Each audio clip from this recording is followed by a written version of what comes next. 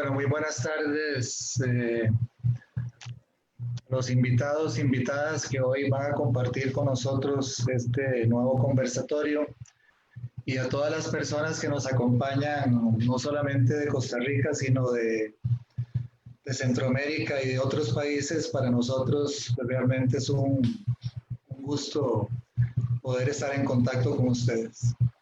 Les habla el doctor Mauricio Vargas, quien coordina el Centro de Sistemas de Salud y Seguridad Social del Instituto Centroamericano de Administración Pública, y que, pues, por simple y sencillamente la responsabilidad de esa coordinación, pues coordina también estos conversatorios que lo que pretenden es generar conocimiento en general en el tema de sistemas de salud y de seguridad social.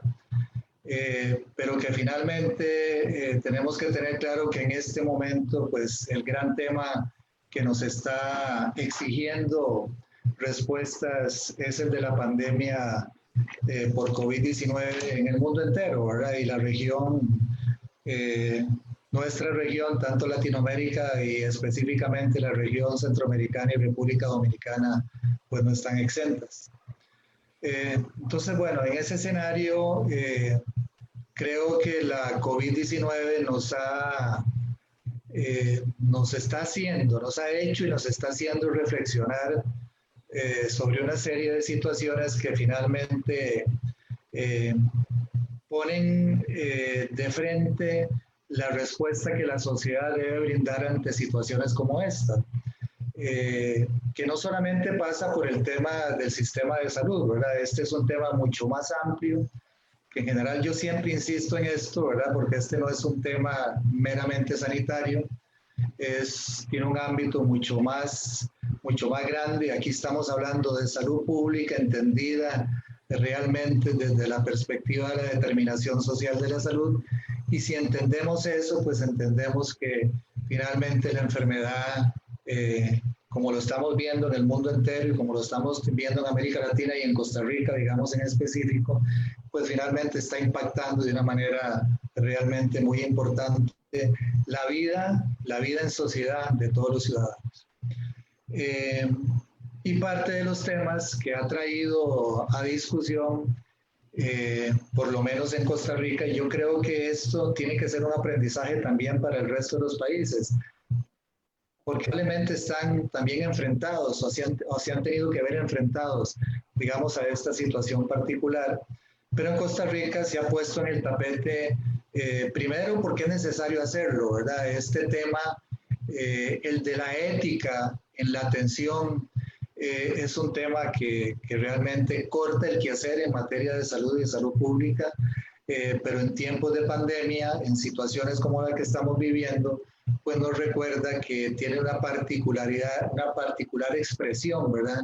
Para poder actuar correctamente, para poder hacer lo que se debe hacer de la manera más adecuada para poder brindar la atención que requiere la gente. Entonces la prensa lo ha puesto en un dilema, ¿verdad? Pareciera, ¿verdad? Cuando uno ve, y bueno, y lógicamente tenemos que entender a la prensa, ¿verdad? No porque lo hagan todo bien, ¿verdad? Pero digamos tenemos que entender a la prensa en términos de lo que buscan cuando tratan de generar noticia, ¿verdad? Y se ha puesto prácticamente como una discusión que permite plantear un dilema entre si yo debo escoger entre una persona X y otra persona Y, ¿a quién escojo desde el punto de vista de la atención médica? Si finalmente los recursos, sobre todo los recursos inherentes a una unidad de cuidados intensivos, y aquí hablamos de la cama y del respirador, ¿verdad? Para poder hacer posible que la persona sobreviva, parece que lo planteamos en términos de un dilema entre escoger, por ejemplo, a una persona mayor, un adulto mayor, una persona de 80 años, por decir algo, y una persona joven, una persona de 40 años.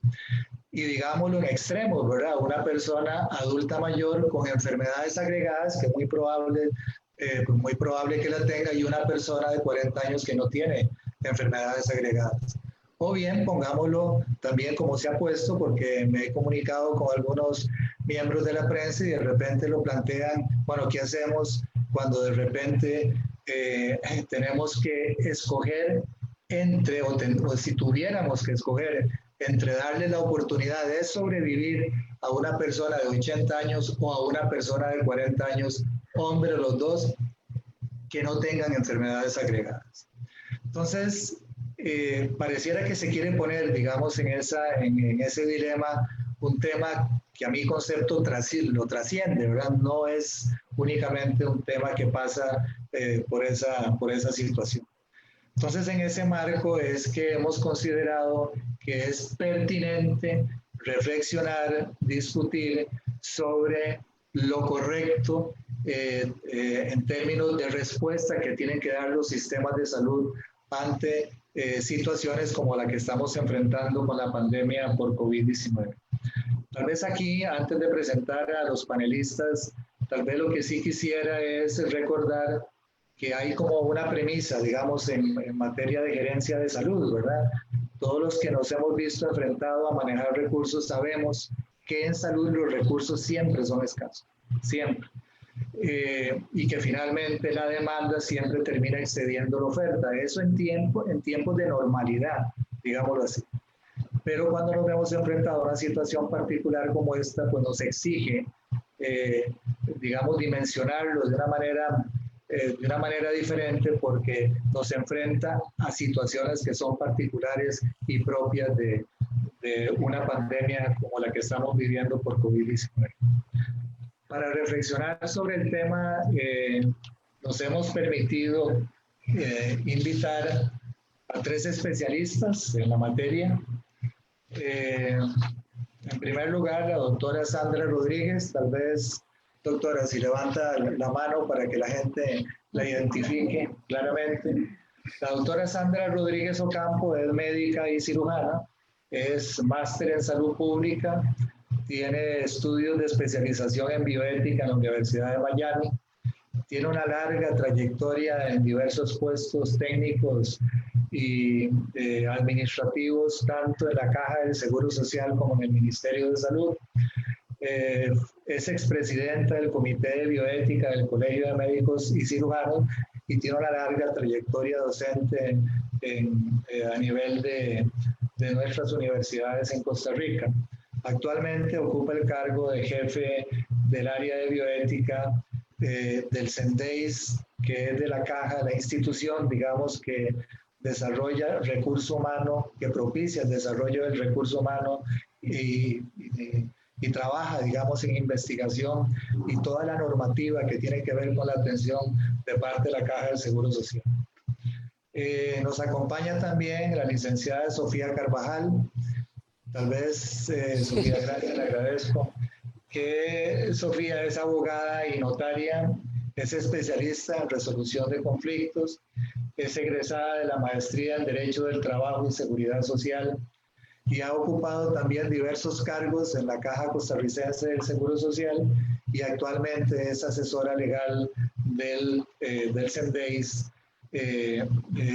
también de la Caja del Seguro Social. Y la licenciada Carvajal ha jugado un rol muy importante en el marco de la elaboración de la normativa que tiene que ver con la temática en el país. Y don Carlos Valerio, que es abogado, especialista en salud pública, con posgrado en bioética de la Facultad Latinoamericana de Ciencias Sociales de Flaxo, y con una formación muy sólida, amplia, ¿verdad?, en el tema de derechos humanos y bioética. Ha desarrollado una experiencia muy larga durante muchos años, dirigiendo diversos proyectos de docencia, investigación, tanto en materia de derechos humanos como en materia de bioética. Y actualmente es profesional de defensa del área de calidad de vida de la Defensoría de los Habitantes. Entonces, si ustedes ven, tenemos una perspectiva que es institucional, ¿verdad?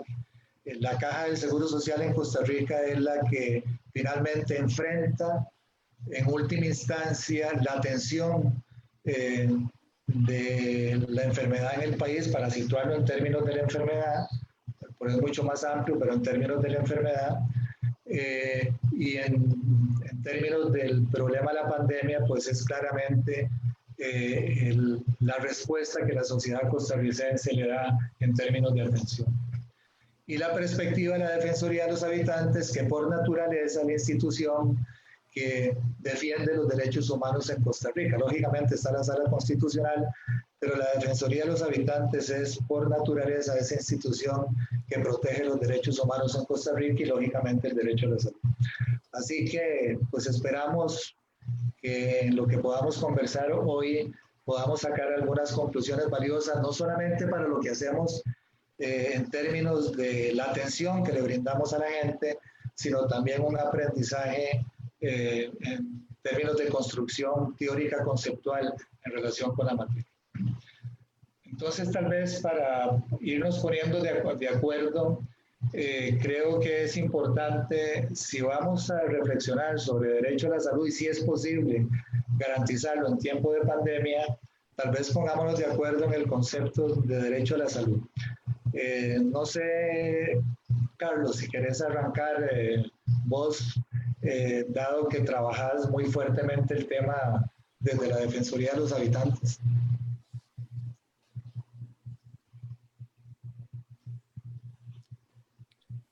Ya activé el micrófono.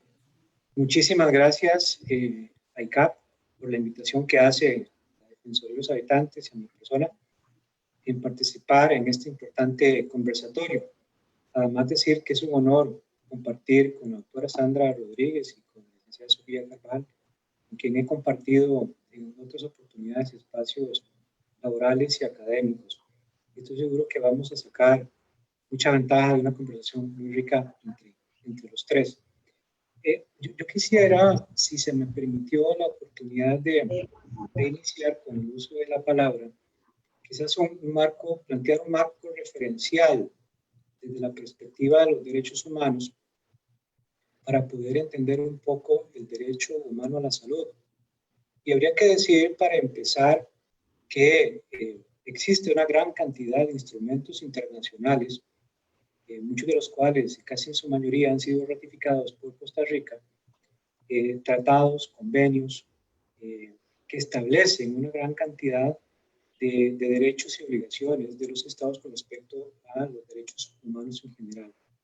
Pero hay un tratado en particular muy especial, que es el Tratado de los Derechos Económicos, Sociales y Culturales.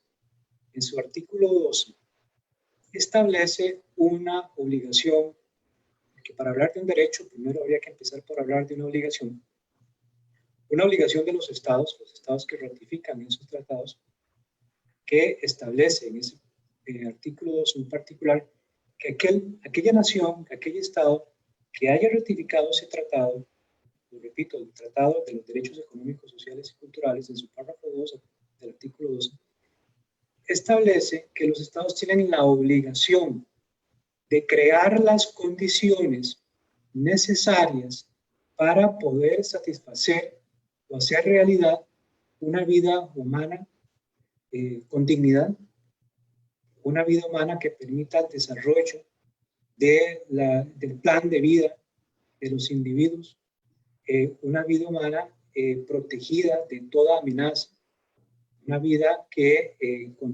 tenga la posibilidad de contar con los recursos para defender la misma vida y la salud. Es decir, que la salud por sí misma tiene que estar primeramente creada o promovida a partir de una serie de acciones que debe hacer un Estado. Esas obligaciones de ser son muchas. Por ejemplo, cuando uno piensa que quién tendría a cargo la creación de un sistema nacional de salud, pues piensa que esa es una obligación de un Estado. ¿Qué otra acción le corresponde a un Estado? Por ejemplo, la creación de hospitales, clínicas, la creación de instituciones a cargo de la provisión de servicios de salud, como una caja costarricense del Seguro Social, o una institución rectora en materia de salud, como un Ministerio de Salud. o crear una institución que gestione el recurso hídrico para consumo humano, por ejemplo, como acueductos y alcantarillados. Y así, por ejemplo, es decir, que ese artículo 12 le impone a los estados ese mandato, esa obligación de crear las condiciones para que ese derecho humano a la salud se pueda desarrollar. Por ende, en la medida en que el Estado no cumpla o cumpla parcialmente con esas obligaciones de hacer, surgen los derechos de reclamación por parte de los usuarios. Ahí es donde surgen, por ejemplo, la posibilidad de que las personas puedan reclamar el que no exista una cobertura suficiente para la atención sanitaria, que exista la posibilidad de reclamar que hay un tratamiento farmacológico que no está siendo proveído por la institución. Eso es suponiendo que sean obligaciones de hacer, proveer ese tratamiento y suponiendo que habría que ofrecer un sistema universal de seguros, esos habitantes tendrían el derecho de plantear el cumplimiento de esa obligación ante las instancias correspondientes. Bueno, ahora se mencionó la Defensoría, podría ser también la Sala Constitucional o cualquier otras instancias.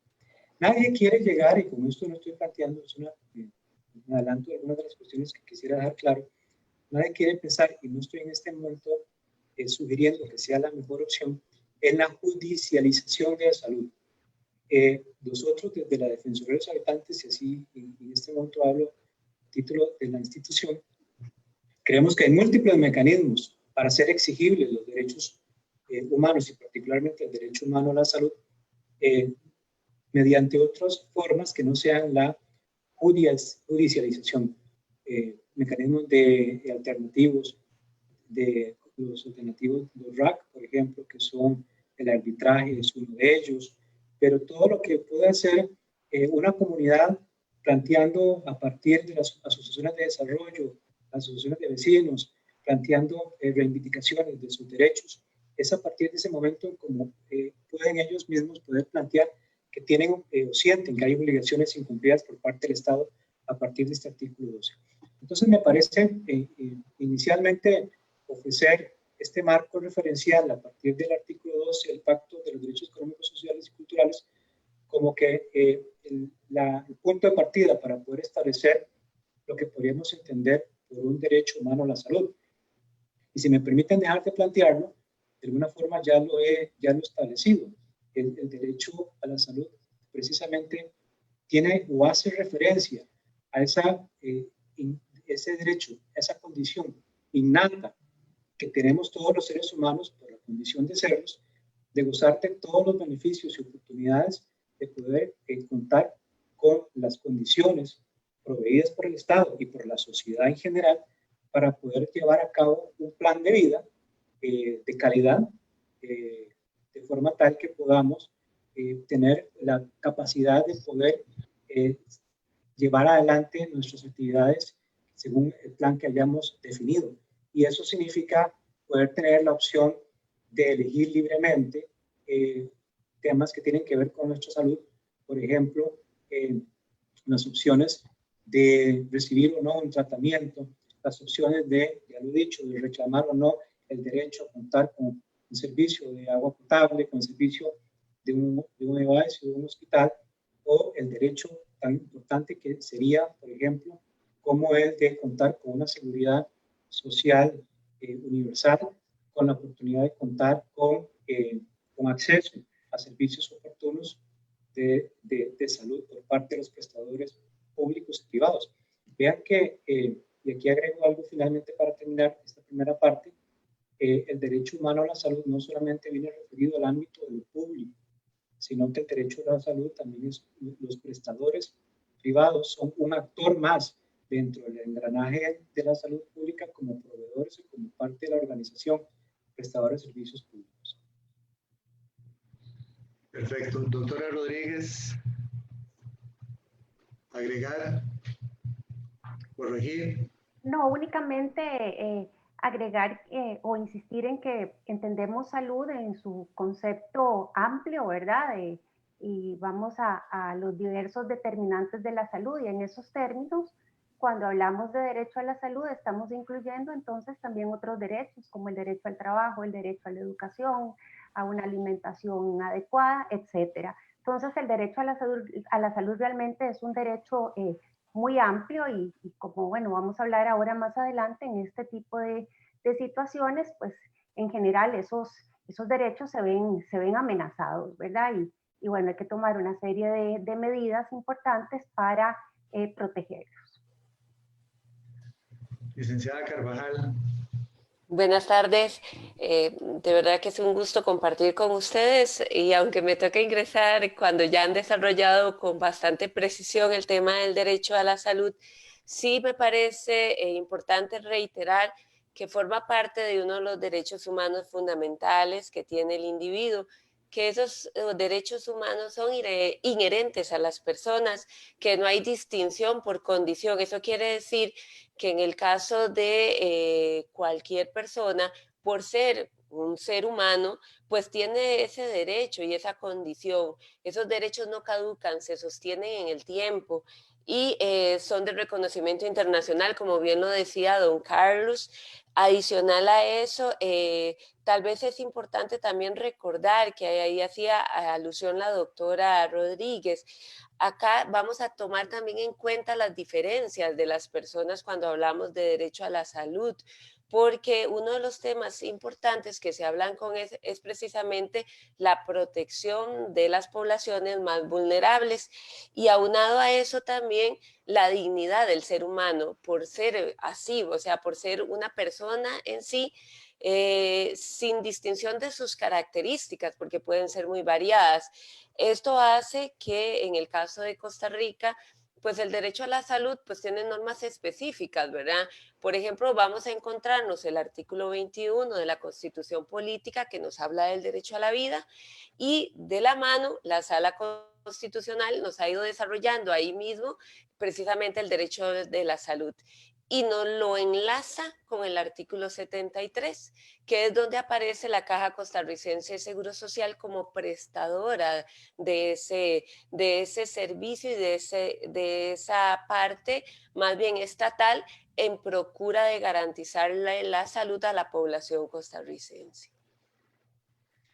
Bueno, tal vez como para redondear el tema, creo que me parece que hay claridad en el concepto, pero aquí estamos partiendo que hablamos de derecho a la salud, cuando hablamos de salud, ¿verdad? Estamos hablando de un concepto que trasciende la asistencia sanitaria, ¿verdad? Aquí no estamos hablando únicamente de la atención directa, digamos, a la persona, sino estamos hablando de que para garantizar el derecho realmente tenemos que garantizar que los determinantes sociales de la salud se comporten equilibradamente, ¿verdad? Finalmente hay una respuesta del Estado como un todo para, digamos, para decir que la persona tiene salud.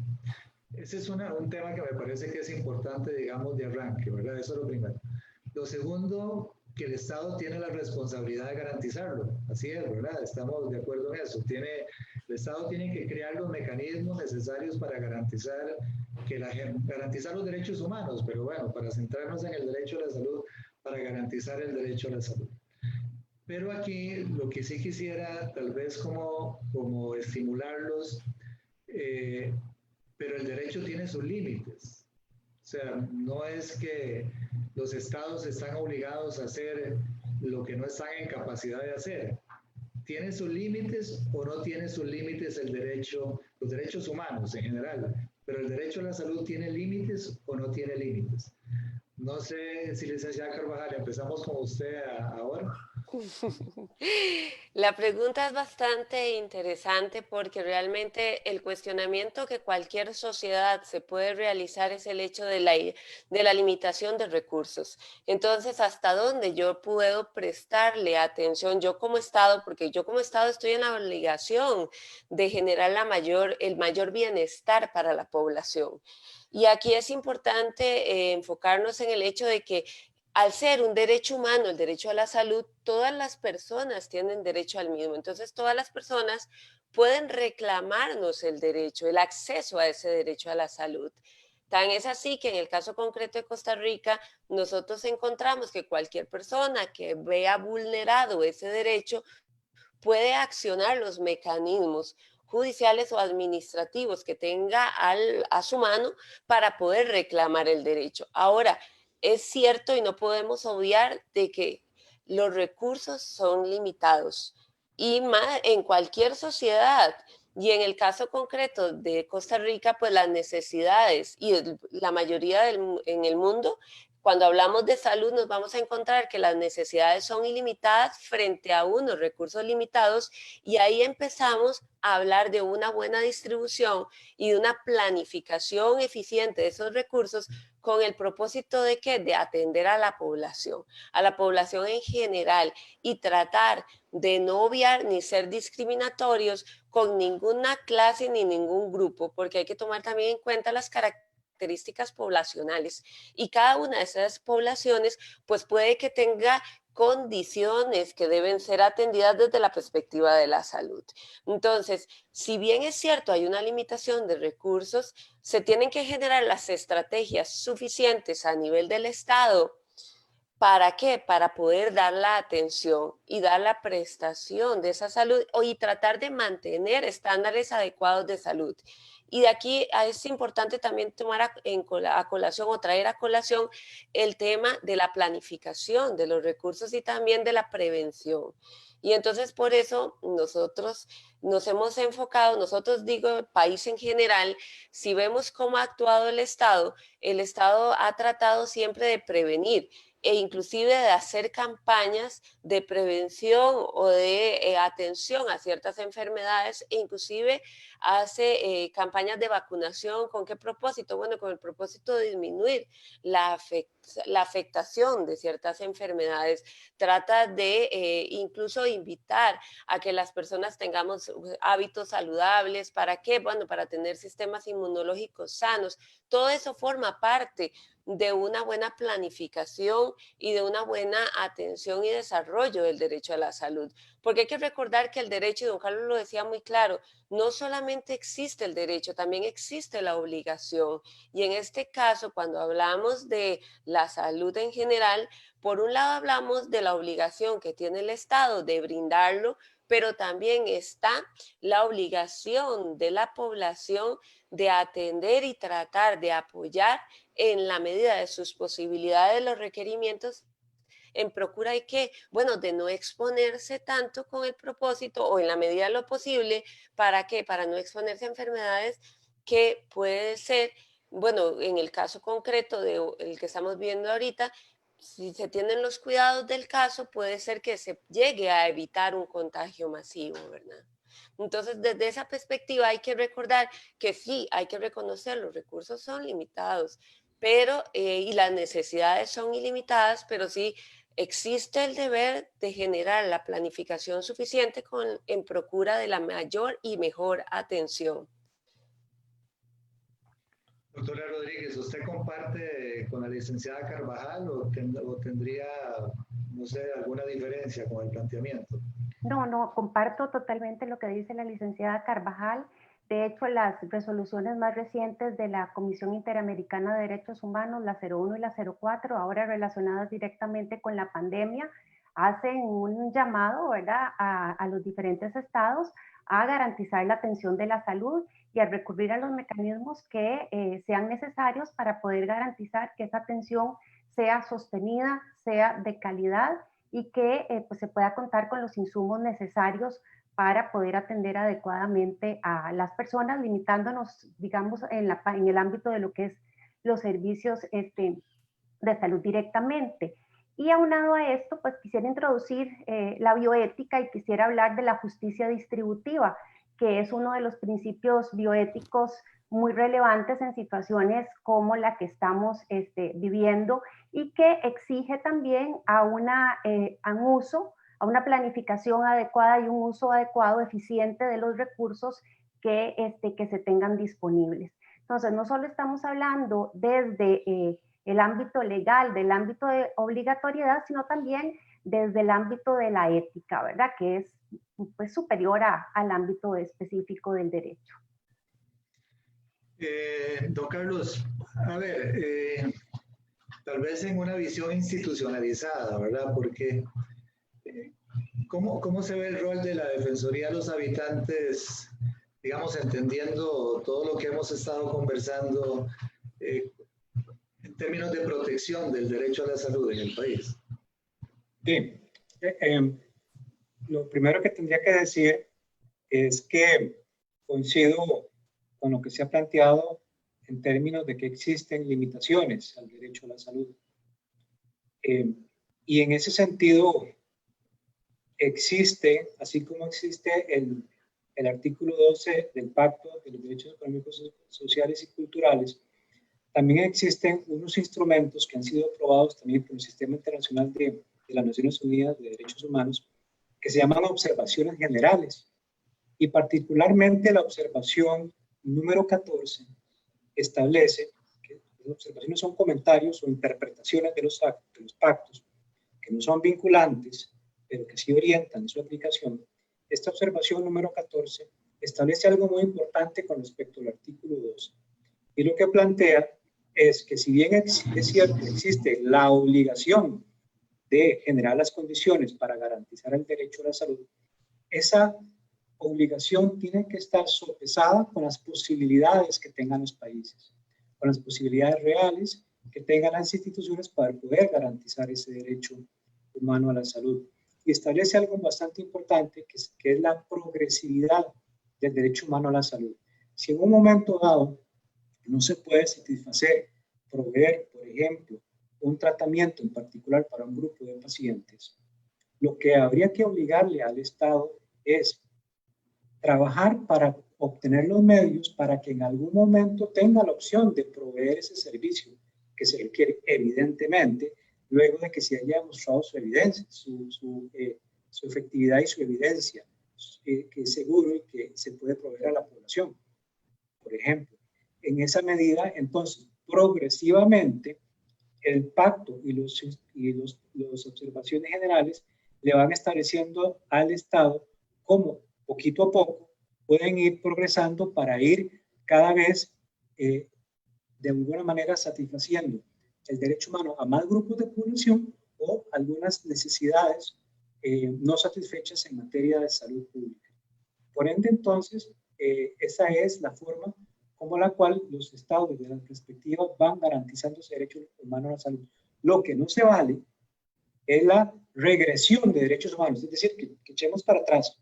Una vez que ya hemos conseguido un derecho, una conquista, un derecho a la salud, no se vale su regresión, bajar los pisos que ya hemos obtenido o las garantías que ya se han ofrecido.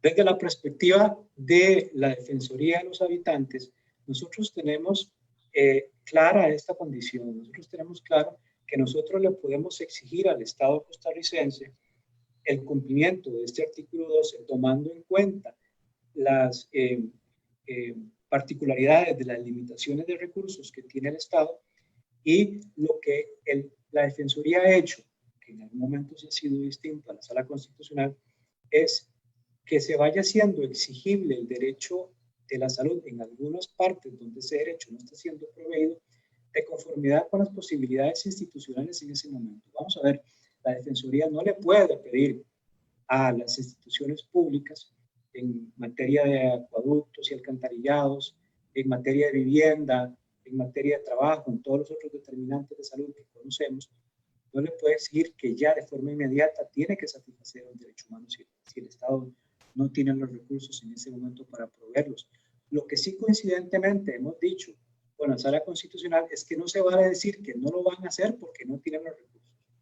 Y eso está claramente establecido en la jurisprudencia de derechos humanos en el ámbito internacional y en la jurisprudencia de la Sala Constitucional costarricense. Por ende, entonces, hay que ir a buscar los recursos, las obligaciones de medios, las obligaciones de organización del artículo 12 del pacto que he citado, para que se vaya progresivamente logrando esas conquistas de derechos humanos. Por ende, entonces, la Defensoría, terminando, hace exigible ese derecho humano a la salud, pero tiene claro a la vez que hay limitaciones de recursos y por ende la exigibilidad es progresiva. Igualmente, desde la perspectiva internacional, lo que no hemos tolerado en algunos momentos es la regresión de derechos humanos como en algunos momentos se ha pretendido hacer, sobre todo cuando ha ocurrido el traslado de servicios de salud que estaban concesionados en el ámbito privado y se vuelven a ser asumidos por la institución y se querían bajar algunas prestaciones, o al revés, cuando venían de la seguridad a lo privado querían también bajarse los pisos que ya se estaban proveyendo. Ahí hemos manifestado de forma clara que la regresión de derechos no es válida. Okay, tal vez para cerrar el tema, queda claro que es un derecho humano fundamental, que como tal tiene que ser garantizado por el Estado, que tiene límites marcados en la realidad de los recursos que tienen los diferentes países, las diferentes sociedades, pero que hay un esfuerzo que tiene que hacer siempre el Estado, que es, Sofía hablaba de la planificación, ¿verdad? Aquí probablemente, porque la planificación implica eso, probablemente empieza a aparecer un concepto que creo que habrá que tocar más adelante, que es el tema de la priorización, ¿verdad? Pero bueno, creo que queda, no sé, yo en realidad esto ha sido una lección de 20 minutos de derecho a la salud que realmente he disfrutado mucho y espero que todos lo hayan disfrutado. Ok, avancemos un poquito, digamos, para irnos acercando a lo que nos tiene aquí en esencia. El tema de la ética y la bioética. Tal vez pongámonos de acuerdo, como nos pusimos de acuerdo, creo yo, por lo menos nosotros, y espero que, pues, que todas las personas que hoy comparten con nosotros, pues también les haya quedado lo suficientemente claro. Conceptualmente, ética y bioética. Pongámonos de acuerdo en ese concepto de una manera breve, en los conceptos, ética y bioética. Y la relación que tienen, ¿verdad? Digamos, cómo se relacionan desde el punto de vista conceptual. No sé, doctora Rodríguez, si quiere empezar usted en este momento. Claro, sí. Bueno, para hablar de ética, pues tenemos que hablar primero de moral. Y vamos a entender la moral como la costumbre, como las normas, como los convenios establecidos por cada sociedad. Entonces, la ética lo que hace es básicamente estudiar y reflexionar acerca de la moral. Cuando hablamos de bioética, estamos hablando de una ética aplicada y si nos vamos al origen etimológico de la palabra bioética, pues quiere decir ética de la vida. La enciclopedia de bioética la define como el estudio de la conducta humana en el campo de las ciencias de la vida y de la salud, cuando esa conducta es analizada a la luz de diversas metodologías, diversos enfoques éticos. Y pues uno de esos enfoques es el principialismo.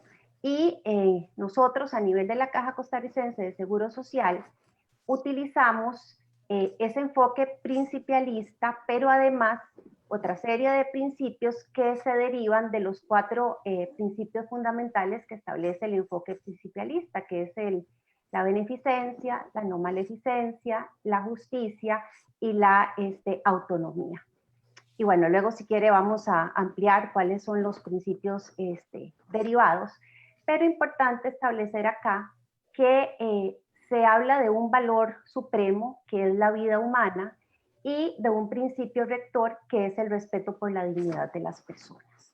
Entonces, cuando hablamos de bioética, estamos hablando de ese análisis del comportamiento humano en esos campos y lo vamos a entender como una bioética global, no solo relacionado con los seres humanos, sino también con cualquier tipo de vida a nivel de planeta. Entonces estamos hablando de vida animal, de vida vegetal, estamos hablando de la biosfera en términos generales.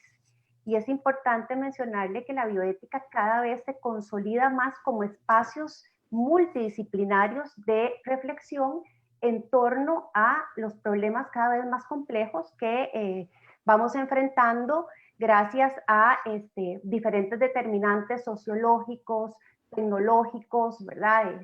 La parte de la tecnología es importantísimo y es motivo de análisis fundamental en el ámbito de la bioética. Entonces tenemos pues temas tan diversos. Cuando hablamos de bioética incluimos temas tan diversos como es el inicio y final de la vida, como es la genética, el ambiente, el transhumanismo, la investigación biomédica, la gestión, la distribución de recursos, simplemente por citar pues algunos campos en donde podemos aplicar la bioética.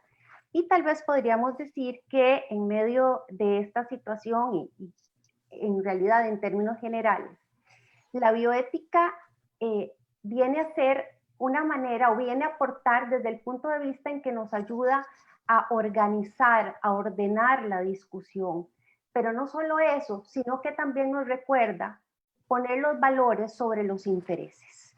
Yo creo que ese es un aporte fundamental y nos va a dar una metodología de análisis de la cual después, si quiere, podemos pues ahondar un poco más, y es la que los lineamientos de alguna manera quieren establecer, porque los lineamientos que nosotros hemos elaborado a nivel institucional, a nivel de la Caja Costarricense de Seguro Social, lo que vienen a hacer son una serie de recomendaciones que nosotros dirigimos tanto a las autoridades y a los funcionarios para que lo consideren en los procesos de toma de decisiones.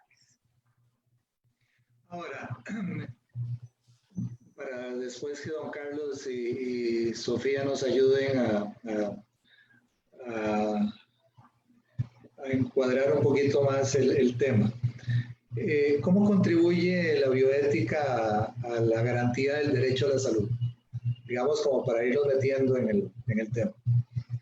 Sí, básicamente la bioética lo que viene es a establecer esa serie o viene a determinar los valores, o viene a establecer que los valores están por encima de los intereses.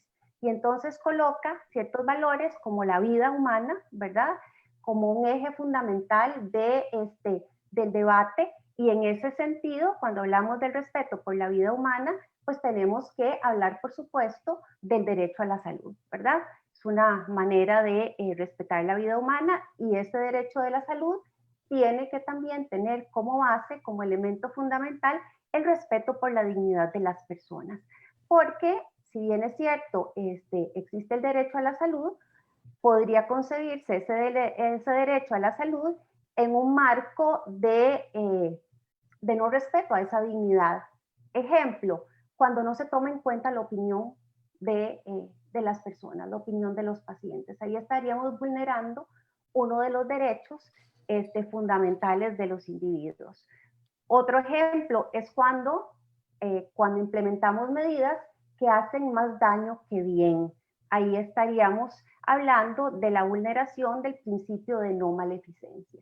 Entonces, la bioética viene a establecer esa serie de límites, no de límites, sino esas pautas para el análisis de hasta cómo debe ser el comportamiento que se debe tener en el ámbito de las ciencias de la vida y de la atención de la salud, considerando esos principios que le mencionaba anteriormente. Entonces, contribuye al cumplimiento, fortalece el cumplimiento del derecho a la salud. Carlos, tu visión del tema.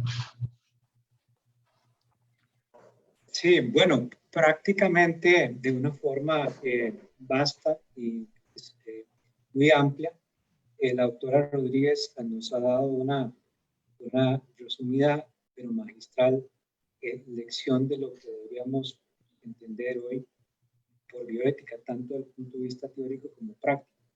Habría que agregar solamente una cuestión bastante importante, y es la de que existen distintas corrientes de la bioética. Hay bioéticas confesionales,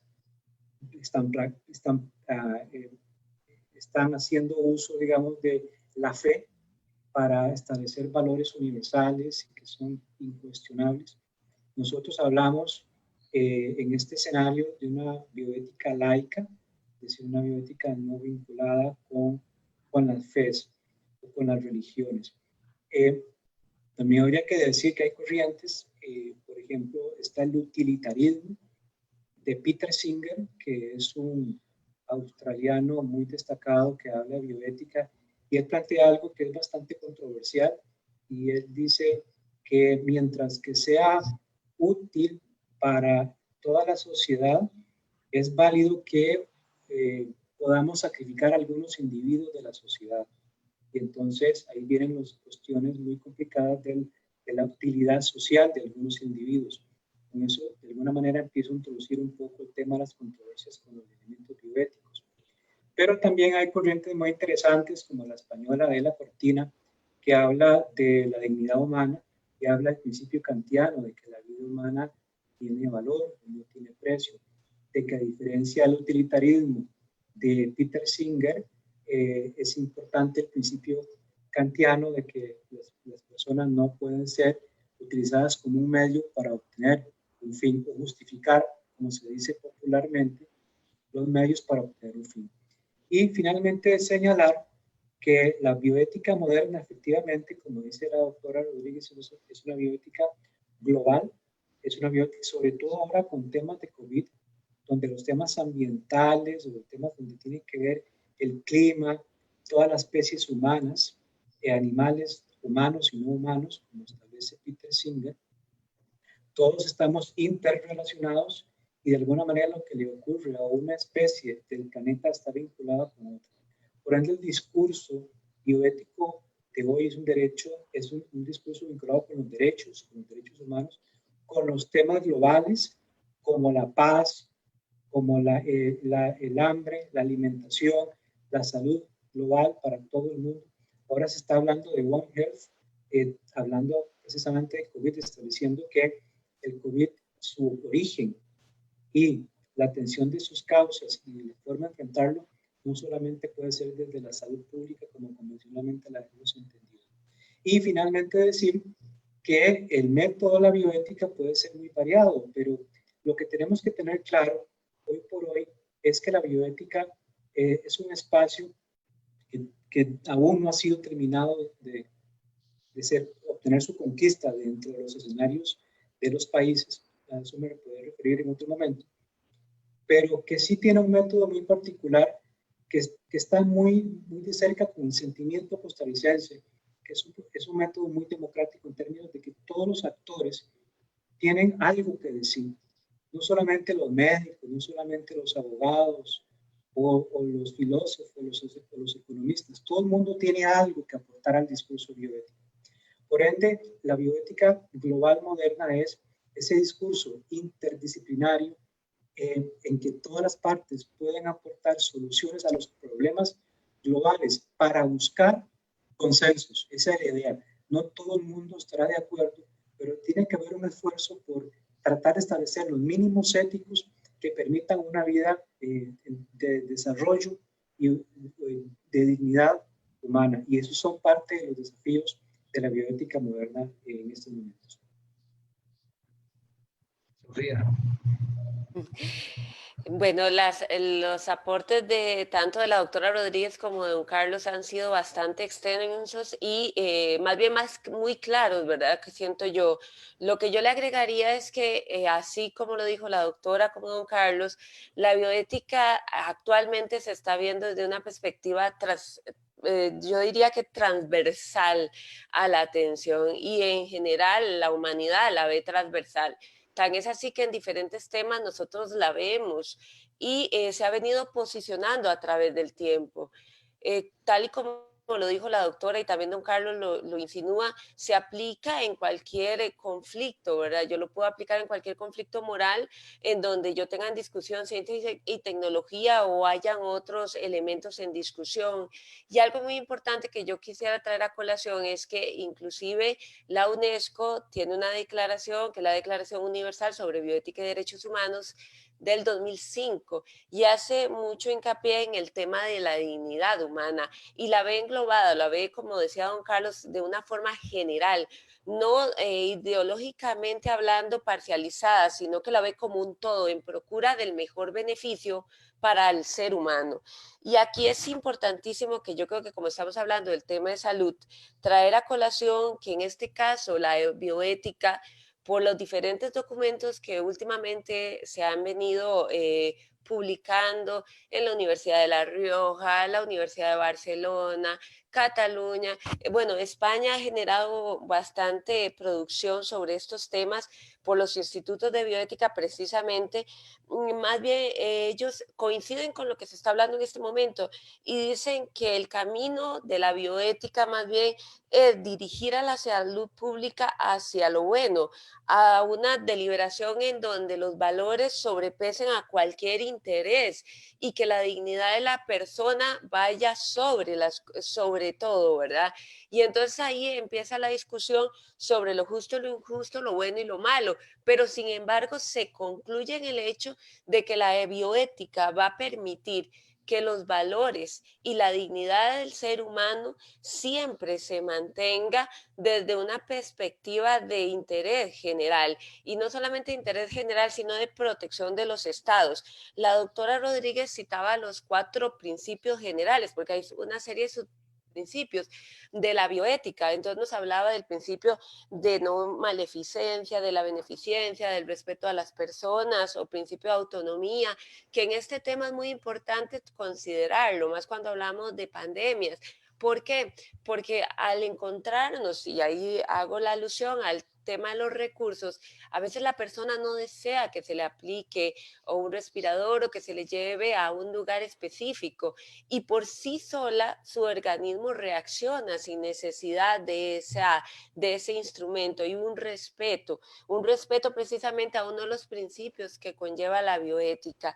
Por el otro lado, la doctora hablaba de la justicia distributiva, y que es un tema muy interesante porque hablamos ahí también de los recursos, pero quería traer a colación que el fin de semana escuchaba hablar a un doctor, Eduardo Rueda, que hizo de Flaxo, y hizo una publicación muy pequeñita, y entonces él hablaba de 2 elementos muy importantes que van muy enlazados con la bioética. Uno es la transparencia, porque decía que en el tema de salud pública era predominante la importancia que conlleva que la gente esté enterada de lo que está ocurriendo. Y por el otro lado hablaba de la justicia social, que la doctora lo citaba ahora. Y precisamente ella hablaba de la necesidad de los estados de suplir, con base precisamente en estos principios bioéticos, necesidades fundamentales, básicas de la población y de la más vulnerable. Entonces traía a colación al tema de la alimentación, de necesidades básicas, de temas delicados y muy concretos en una situación como la que estamos viviendo en este momento, cuando muchas de las cosas cambiaron. Entonces, vamos a ver la reflexión que nos llama a hacer la bioética desde la perspectiva, inclusive de la declaración que citamos, es precisamente la de que se busca procurar el mayor beneficio para la población en general. Y aquí es muy importante recordar de que, como lo veníamos diciendo y la doctora lo exponía ahora, la bioética permite una deliberación de valores, y entonces sobrepesa el valor fundamental, en este caso el ser humano, sobre cualquier interés particular que pueda estar en el ámbito social. Tal vez aquí, digamos como base, ¿verdad? Estamos partiendo que estamos finalmente construyendo valores sociales prácticamente, ¿verdad? Porque si decisiones en materia de atención la dejáramos únicamente al libre criterio de un médico, por ejemplo, de los médicos vistos como individuos, probablemente podría haber posibilidad de que existieran diferencias en relación con lo que podría ser el abordaje desde la bioética, ¿verdad? A ver, por decirlo de alguna manera, el tema de la no objeción, por ejemplo, es un tema muy complicado, ¿verdad? O sea, finalmente, el que alguien tenga la posibilidad de decidir si hace o no hace algo, entendiendo que la sociedad como un todo decidió hacerlo, ¿verdad? Esto es un tema, digamos, realmente que por lo menos a mí se me complica, digamos, entenderlo. pero esto lo traigo a colación por una razón muy sencilla, ¿verdad? Y aquí quisiera pues conocer la opinión de ustedes. Si estamos construyendo valores, o sea, sobre los cuales está cimentada, a ver, tal vez en primer lugar, existe un área de bioética en el SENDEIS, ¿verdad? Quiere decir que el área de bioética en el SENDEIS no fue creada porque estábamos pensando en una pandemia, ¿verdad? Sino fue creada porque es una necesidad que existan los valores que corten el quehacer en materia de la atención en salud, ¿verdad? Es para hablar de valores, ¿verdad? Es mucho más que eso, pero digamos como para hablar de eso. Pero, digamos, cuando uno ve la decisión que ha tomado el mundo, porque todos los sistemas de salud y los gobiernos, digamos, del mundo en realidad lo han tomado, y Costa Rica no es la excepción. O sea, está priorizada la atención a la COVID-19 en el país, ¿verdad? Está priorizada. Y eso por lo menos a mí me trae un poco de conflicto, ¿verdad? Un poco de conflicto interior, ¿verdad? Porque me hace reflexionar sobre algunas cuestiones que tienen que ver, digo yo, me pongo de ejemplo yo porque a lo mejor le está pasando a otras personas, ¿verdad? Entonces, a ver, ya se priorizó la atención de la COVID-19 en el país, ¿verdad? Ya no existe escenario, ¿verdad? Ahora se llama SIACO. O sea, hay pacientes que estaban ahí para rehabilitarse, que yo sinceramente no sé dónde están ahora, no sé si la Defensoría lo sabe, ¿verdad? Digamos a manera de inquietud.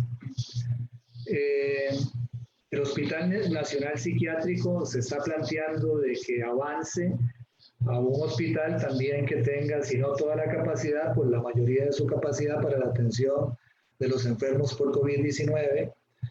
Hay pisos completos del Hospital México, del Hospital Calderón Guardia, del Hospital, qué decir, digamos, la parte más nueva del Hospital Calderón Guardia, que ya se destinó, estaba destinada a otro tipo de paciente y se destinó a la atención de la COVID-19. Entonces hay pisos completos, ¿verdad? Si uno ve la visita domiciliar, dejamos de hacer visita domiciliar, ¿verdad? Y que tiene implicaciones, que esto podría tener implicaciones en el futuro, ¿verdad? Medio complicadas, bueno, medio no, realmente complicadas. A ver, uno podría decir, ¿verdad? Que de una u otra manera la decisión violenta el derecho a la salud de grupos de población o que a veces que hasta grupos prioritarios pueden ser, ¿verdad? A grupos poblacionales, ¿verdad?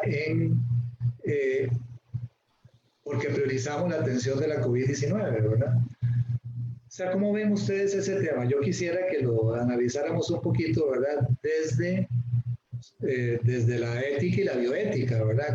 ¿Cómo lo ven ustedes? A ver, hay una visión institucional en términos de que tanto la doctora Rodríguez como la licenciada Carvajal trabajan en la caja, pero bueno, tienen una responsabilidad bien definida, ¿verdad? Y don Carlos trabaja desde la institución que por excelencia defiende los derechos humanos en el país. Entonces, ¿cómo ven ustedes ese tema? A mí por lo menos me genera conflicto, pero ¿cómo es que se toman decisiones? ¿Qué es lo que define una u otra decisión? Eso es salud pública, ¿verdad? Eso no es atención individual, es salud pública, ¿verdad? No sé por dónde empezamos, quién quiere reaccionar de primero ante esto. No sé, sí, tal vez usted, perdón. Sí, claro. Claro. Bueno, hay que tomar en cuenta varios aspectos.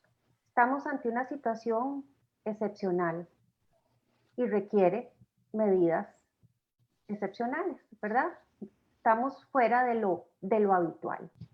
Y bueno, como país se tomó la determinación de dar prioridad a la atención del COVID. Es un reto bioético enorme para la salud pública porque como Estado tenemos que detener el contagio de la enfermedad, ¿verdad? Y además atender a las personas que ya han sido contagiadas.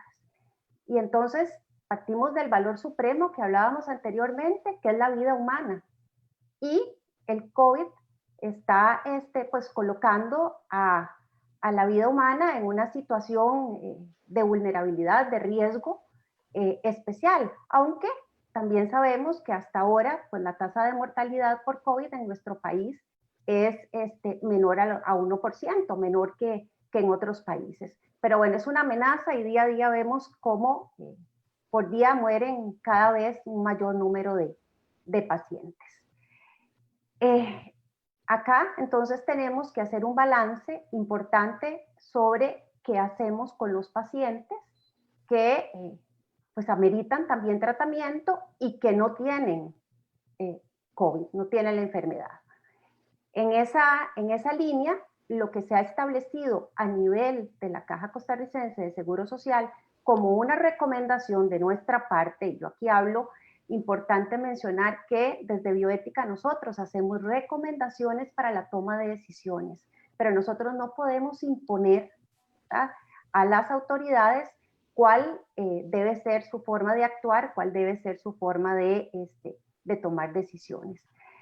Uno de los elementos que hemos colocado como importantísimo, como vital, es maximizar el bien, como lo decía hace unos momentos la licenciada Carvajal. Y aquí tenemos que beneficiar a la mayor cantidad de personas posibles, independientemente de cuál sea su diagnóstico.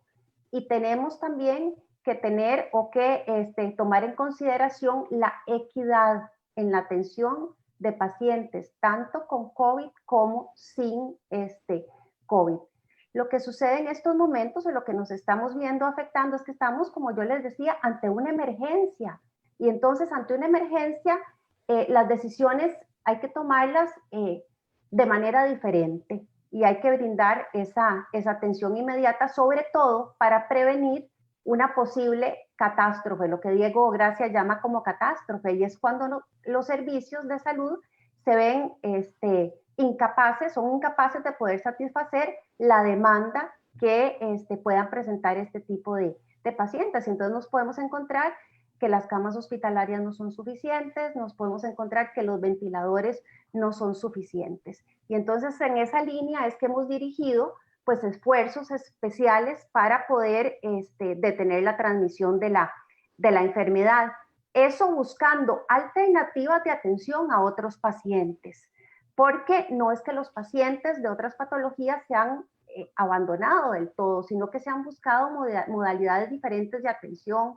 Se le da teleconsulta, se da seguimiento en el hogar vía llamadas telefónicas y por supuesto pues aquellos pacientes que requieran ser atendidos, que tienen una situación especial, pues también están siendo atendidos. Hay límites al derecho a la salud y yo lo decía al principio, sí, esta situación nos pone contra la pared en términos de que pueden verse vulnerados muchos de los derechos, ¿verdad? Pero hay que hacer un balance, hay que tratar de ser equitativos en la medida de lo posible con los recursos que tenemos. Y hay un asunto aquí importante que son los principios que se establecen en el 84 en Siracusa con respecto a los límites de los diferentes derechos.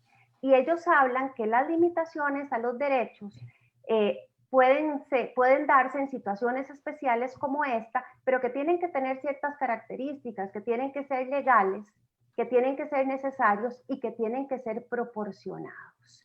Y bueno, lograr eso no es tarea fácil, pero se trabaja en que se pueda hacer que todas estas medidas, pues sí logramos contener la epidemia, logramos el compromiso social también, porque aquí no podemos dejar de hablar de autorresponsabilidad de la salud, ¿verdad? Ese es un tema que creo que no lo hemos hablado. Hemos hablado mucho de las obligaciones del Estado, pero hemos dejado de lado también la responsabilidad que tenemos cada uno de nosotros los ciudadanos con respecto a nuestra salud, de acatar las medidas de prevención, de acatar las medidas de tratamiento, de cuarentena y demás. Y entonces, en la medida en que las dos partes logremos actuar, logremos hacer nuestro mejor esfuerzo, pues vamos a poder entonces detener esta epidemia y vamos a poder volver a brindar la atención que normalmente estamos acostumbrados a brindar a los usuarios en las condiciones normales. Pero bueno, yo sí quiero dejar claro que por lo menos a nivel institucional se hacen esfuerzos por mantener la atención. Sí es cierto que hay algunas cirugías que pues han tenido que dejar de realizarse.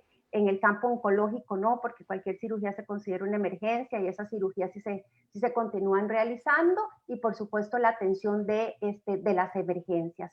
Pero por la circunstancia actual y de manera transitoria, pues el enfoque está, o la priorización está dada hacia la detención, o por lo menos bajar el contagio de esta enfermedad a cifras en que nos permitan ya un manejo pues no tan restrictivo con respecto a otros temas, ¿verdad? Que tenemos actualmente entre manos y que son fundamentales de atender a nivel institucional también. Entonces, aquí la equidad es la palabra, y el máximo bien común, y la protección de los vulnerables, que también ya lo mencionábamos, ¿verdad? Los grupos vulnerables siguen siendo grupos prioritarios de atención, independientemente tengan o no tengan COVID. Carlos, desde tu visión y desde la visión institucional de la Defensoría de los Habitantes, ¿cómo ve el tema? Sí. No, perdón que te interrumpa. Yo diría... En realidad, perdón que te interrumpa, porque siempre ha existido una preocupación permanente de la Defensoría por las listas de espera, por ejemplo, ¿verdad? Sí, claro. ¿Cómo amarran todo esto, verdad, con esta realidad que estamos viviendo ustedes? Antes de referirme a la perspectiva institucional, brevemente voy en abono a lo que muy acertadamente ha dicho la doctora Rodríguez. Tendría que decir que si esa pregunta se le formulara, por ejemplo, a Peter Singer, que defiende el utilitarismo, él estaría de acuerdo con las medidas que se han tomado porque para él son útiles para preservar la vida de otros, sacrificando la de otro grupo de población. Ese es un poco el razonamiento del utilitarismo. Si le preguntáramos a la filósofa española de la Cortina, diría que no. Ella diría, es que el fin no justifica los medios. Yo no puedo afectar la dignidad, la vida y la salud de un grupo de pacientes por salvarla de otros. Yo creo, a mí me parece que en la bioética el COVID nos va a enseñar a todos nosotros, bioeticistas y no bioeticistas, a tener claro que el dilemitismo, es decir, el procedimiento de la bioética de escoger entre una opción u otra está superado. El dilemitismo es, por lo tanto, el que se aboca a trabajar los dilemas entre vivo o muerto, libre o preso, con vida, sin vida, etc. Y pasar a un escenario, por el contrario, de la bioética, que es el que más nos cuesta, que es el procedimiento de la problematización. Porque el procedimiento de la problematización, como decía la doctora Rodríguez, nos ofrece la ventaja de que no solamente hay dos opciones, sino que hay opciones intermedias. Y muchas veces no queremos buscar las opciones intermedias porque eso nos produce un juicio crítico más complicado, entrar en escenarios más difíciles, consultar a otros autores, etc. Pero, por ejemplo, ya lo citó la doctora Rodríguez, y hay muchos ejemplos más que de la Defensoría de los Habitantes hemos mirado. La caja se ha ido preparando, abriéndole cada vez más espacios para el COVID y por supuesto que restringiéndose, pero de alguna manera la caja ha sido también versátil de buscarle respuesta a esos pacientes que de alguna manera han visto afectada su atención sanitaria. Por ejemplo, en el caso particular del hospital psiquiátrico, los salones de hombres y mujeres están dedicados a partir de esta semana a COVID, pero los pacientes que estaban asignados están en esos ambos salones, hombres y mujeres, fueron trasladados a hospitales regionales. Esa es una alternativa que existe entre cerrar o abrir, existen opciones intermedias. Y por ejemplo, en el mismo caso, los lineamientos bioéticos, en el caso de limitación de recursos, que es el tema de los ventiladores, como más clásicamente se ha tratado, existe la opción intermedia de los cuidados paliativos. Es que nadie había pensado en la opción alternativa de una opción puede ser no ubicar a un paciente en unidad de cuidados intensivos. Otra opción puede ser utilizar otra estrategia u otro procedimiento, incluido los cuidados paliativos, como acabo de decir. Entonces se ha manejado mucho en la opinión pública que hay solo dos opciones en COVID. Vivo, muerto, conecto, desconecto, introduzco la UCI o no la introduzco. En realidad hay más opciones.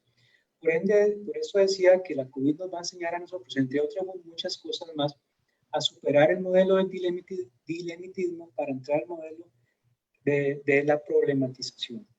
Y así es como, de alguna manera, aunque es un tema que no está del todo trabajado en nuestra institución, en la Defensoría de los Habitantes, pero es un tema que nosotros hemos logrado entender acertadamente, como bien lo plantea la doctora Rodríguez. Hemos tenido claro que hay que priorizar la vida humana en tiempos de crisis, pero también hemos entendido que priorizando la vida humana hemos observado, como cité ahora yo el caso del hospital psiquiátrico, se hacen adecuaciones para que todo el mundo de alguna manera reciba atención. Que si hay listas de espera que están aumentando, indudablemente que sí, pero de alguna manera, al menos en consulta externa, ya con esto termino para darle la oportunidad a Sofía también, en consulta externa, de algunos hospitales de la Caja, los médicos han entendido que pueden hacer consultas con telemedicina, que era una forma que no se hacía antes.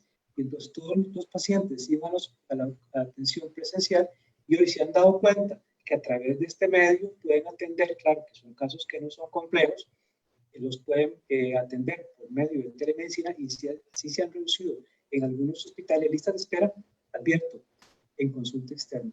Por ende, digámoslo, vuelvo a decirlo, lo digo por tercera vez, creo que muchas lecciones nos deja el COVID y una de estas es precisamente tratar de abrir el horizonte, que hay no solamente dos soluciones entre una y otra, sino que en el intermedio hay un universo de más soluciones que podrían ser la respuesta a la crisis. Soporte, Sofía. Gracias. A mí me parece muy interesante tanto lo que dijo la doctora Rodríguez como don Carlos, porque lo estamos viendo desde una perspectiva global. Realmente la pandemia del COVID probablemente, a mí me llamó la atención que hay un documento del año pasado de la ONU, de la OMS, que hablaba de la posibilidad que se diera en algún momento una pandemia o una epidemia con un mal respiratorio. Y lo cita, creo que es de junio, si no me falla la memoria del año pasado. Y dentro de todo lo que alegaba o más bien contenía en el desarrollo de este documento, nos hablaba de que una afectación de un virus de esa magnitud, pues no solamente iba a afectar la estructura estatal, sino que iba a afectar economía, los sistemas de salud, que iban a poder colapsar porque no iban a tener los suficientes recursos para atenderla y que inclusive iba a haber un cambio de costumbres y tradiciones. ¿Y por qué traigo eso a colación? Porque en los servicios asistenciales de la Caja, pues estábamos todos acostumbrados a hacernos presente el día de la cita en procura de que el médico nos atendiera. Y ahí quiero hacer énfasis en lo que decía don Carlos, en esa gama de posibilidades que se abrió viendo que el virus del COVID-19 la parte clínica es tan inesperada y tan inespecífica que había que ver cómo se protegía y más se protegía a esa población incluso más vulnerable. ¿Por qué? Porque estamos hablando de que nuestra población tiene un grupo bastante grande, un porcentaje grande de personas con ciertas edades que son más propensas o con ciertos males que son más propensas a que la enfermedad en caso de contagio se complique. Y lo que menos quiere la institución es precisamente esa propagación. Y en ese sentido la Caja se sentó, observó opciones, ya había practicado con telemedicina, que en este campo la doctora Rodríguez yo sé que tiene bastante experiencia porque ella participó también en el programa cuando estaba empezando. Y recuerdo muy bien que en aquel entonces era una opción, ahora ya lo vemos que no solamente es una opción, es lo que le ha permitido a la institución replantearse la forma en la que atiende a sus pacientes, dándoles seguimiento, ya sea de esa forma por medio de la telemedicina o incluso por las llamadas telefónicas.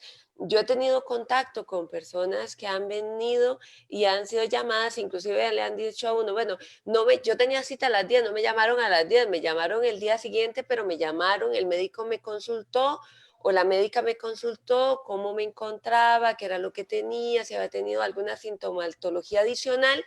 Si el profesional de salud consideró que era necesario que la persona se hiciese presente al servicio, pues entonces se tomaron las medidas del caso. ¿Para qué?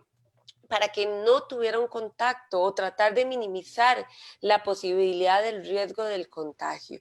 Entonces, yo lo que veo es de que más bien la institución ha tratado por todos los mecanismos posibles, inclusive esto es un replanteamiento día con día institucional, de ver cómo hace para saldar la necesidad de la atención médica. Y vean lo que es así, que los servicios de emergencia han estado continuamente trabajando con las distribuciones del caso. Por ejemplo, cuando llega un paciente COVID, pues se tiene que aplicar un protocolo específico y en el caso de que es un paciente con alguna otra problemática, se le atiende.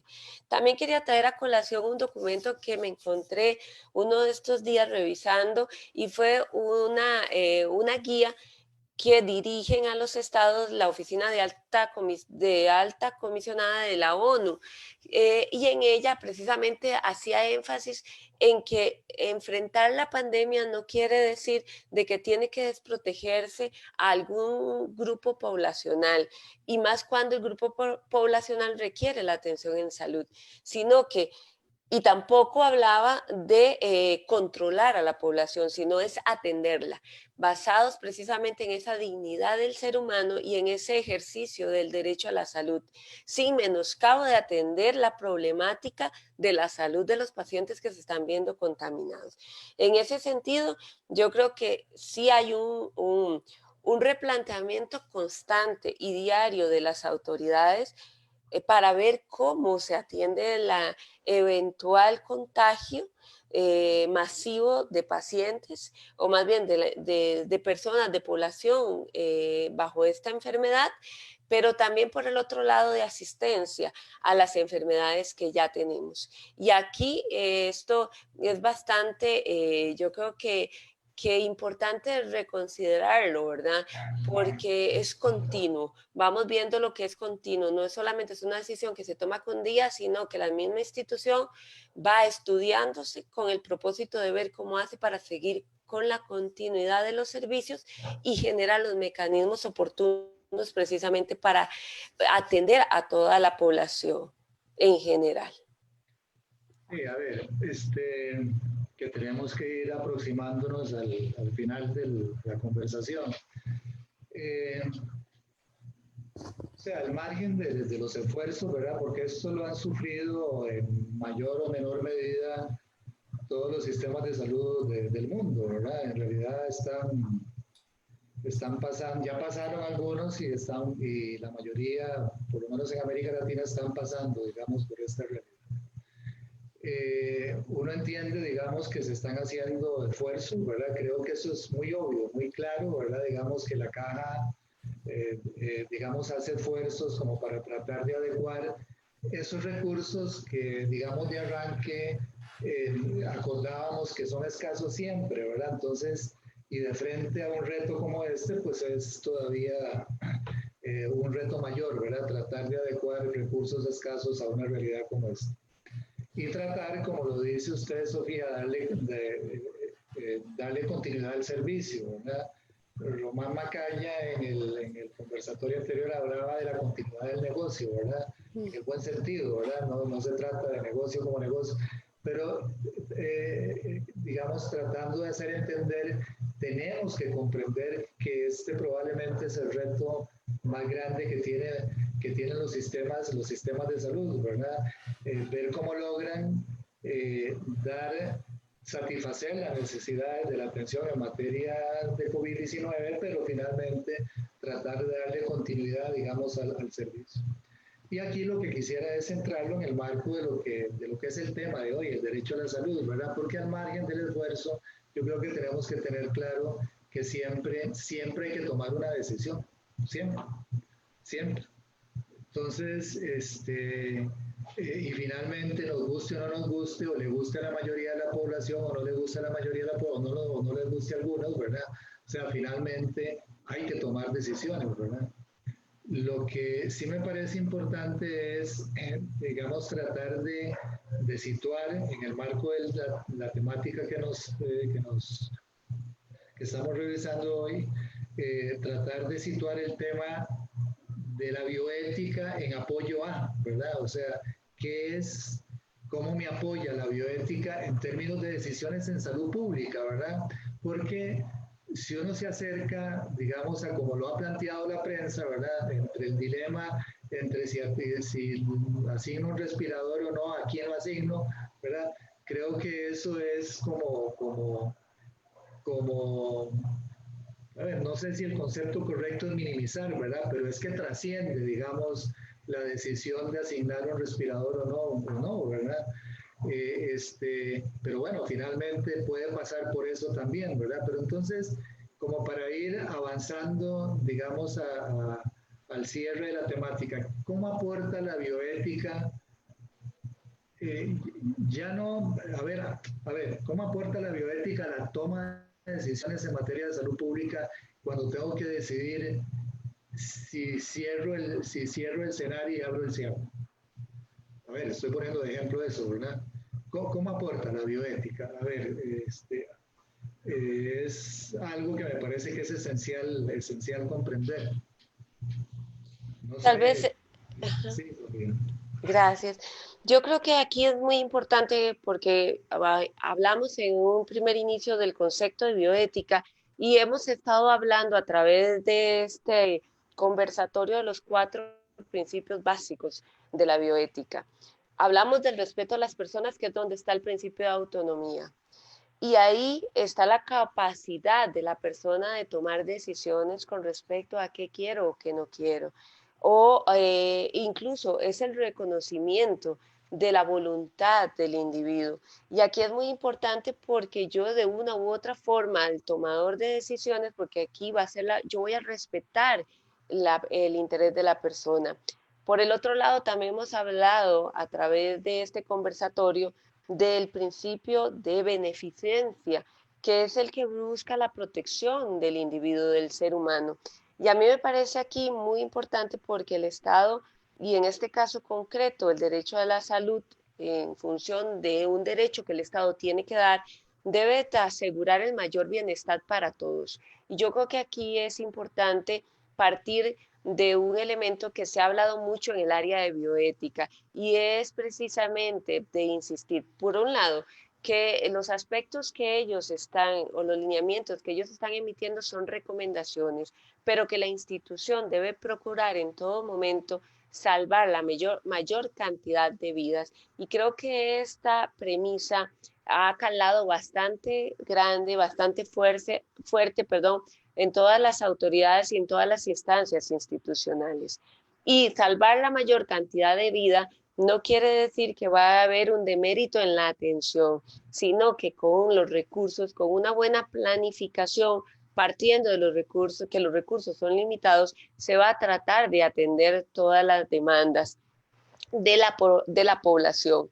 Por el otro lado, también es importante tomar en cuenta que dentro de los principios bioéticos está la no maleficencia. Y cuando hablamos del COVID-19, nos podemos encontrar que a veces el tomador de decisión en un servicio va a poderse ver expuesto, porque lo hemos visto en otras latitudes, a tomar decisiones con respecto a quién aplicar una terapia o a quién no, a quién poner un respirador o a quién no, pero puede ser, y ahí viene la valoración del profesional.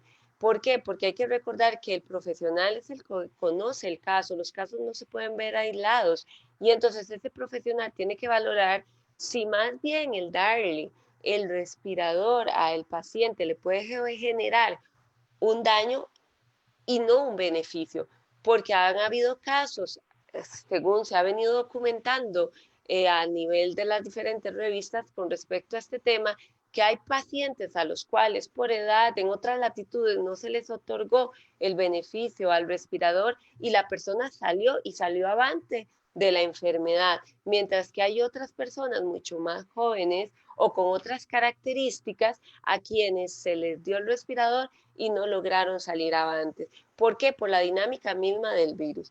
Y yo creo que aquí ese principio es fundamental a la hora de tomar decisiones.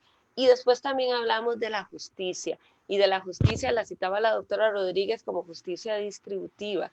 Y yo creo que aquí es muy importante, reitero, tomar en colación de que ahí es tratar a todos los participantes con el respeto debido y en este caso a todas las personas, a todos los pacientes que puedan llegar y en este caso concreto ver cómo los 4 principios fundamentales de la bioética están inmersos precisamente en el ejercicio del derecho a la salud.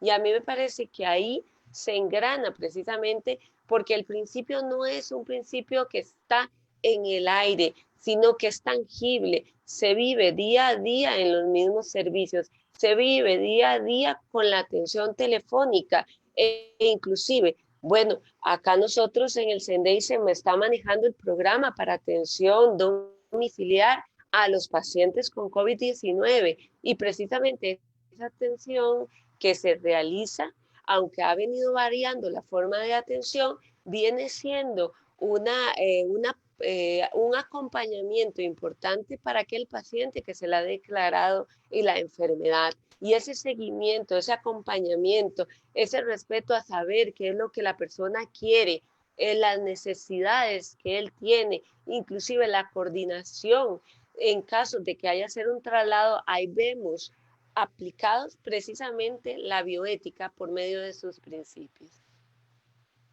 Carlos, tu opinión.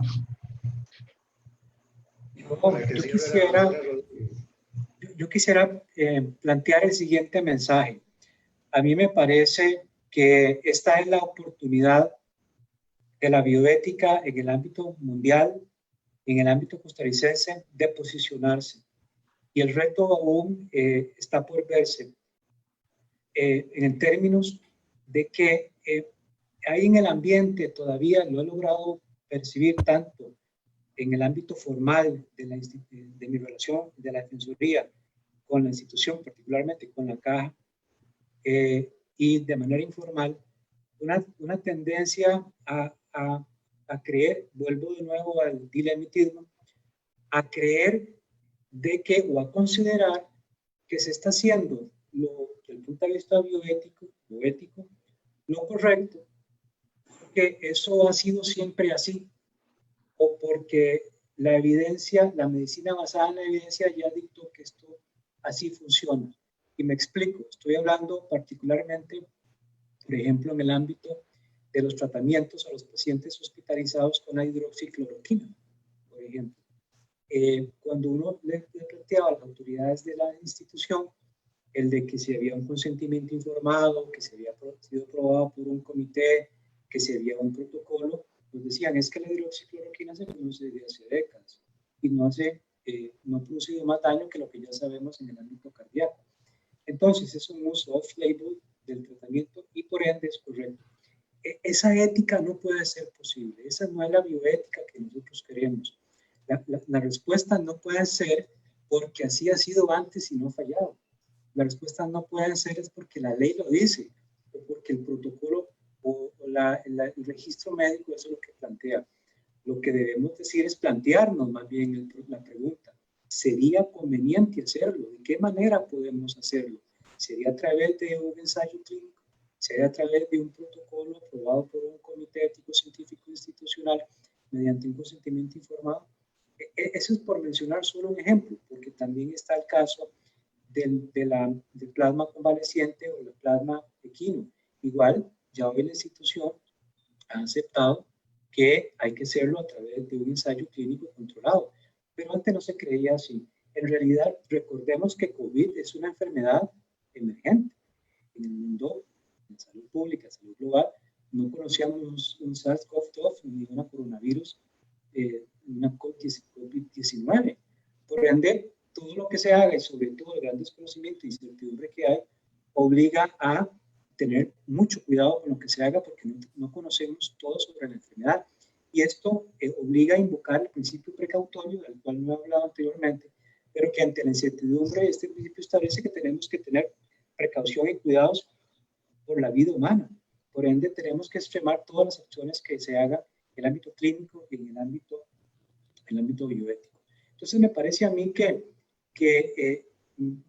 la bioética está abriéndose, la bioética encontró su origen y tiene sentido en las situaciones más dramáticas. Lo decía la doctora Rodríguez ahora, el principio de la vida o al final de la eutanasia. En este momento la bioética es cuando más sentido cobra en el ámbito nacional. Y termino diciendo lo siguiente. El día de ayer escuchaba una conferencia de bioeticistas de Canadá, de Alemania y de Argentina. Y los tres coincidían en las dificultades que están teniendo en esos países para poder asesorar a los tomadores de decisiones en el ámbito de la salud pública sobre los principios bioéticos que deberían orientar las decisiones a tomar en el tema del COVID. Y entonces tuve la sensación esa de que no estoy tan solo, no estamos tan solos aquí en Costa Rica.